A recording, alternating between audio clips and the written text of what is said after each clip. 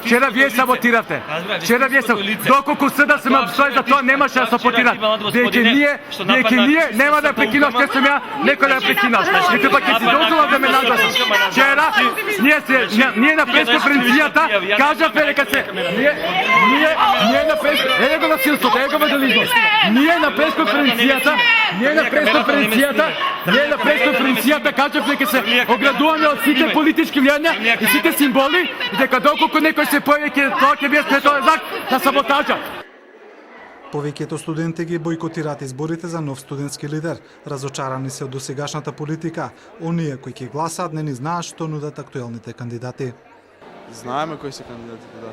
Знаете ли што? Не баш. Па што знам, нема потреба.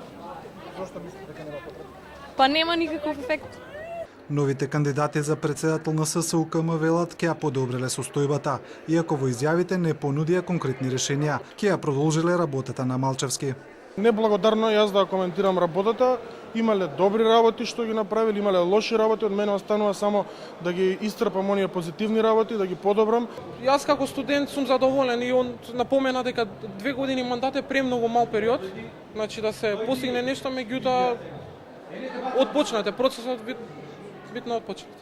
Неактивноста, кокетирањето со власта, нереагирањето кога студентите беа тепани се главните замерки на студентите за Малчевски. Катастрофалната состојба во студентските домови е проблем кој се провлекува со години. Ослободен индекс обвинија дека и годинава имало манипулација со студентски легла. Имаме сведоци кои го виделе Малчевски како лично чита список со 250 нетранспарентно доделени легла на негови активисти или партиски платони во студентскиот дом Пела. Студентските избори се нелегитимни, организирани се нетранспарентно и на брзина. Обвинуваат од движењето Ослободен индекс кои вчера протестираа. Побара извинувања што се искористени во политички цели, особено ги погодила изјавата на премиерот Груевски. За изборите велат однапред се знае победникот, а против кандидатот е поставен само како статист.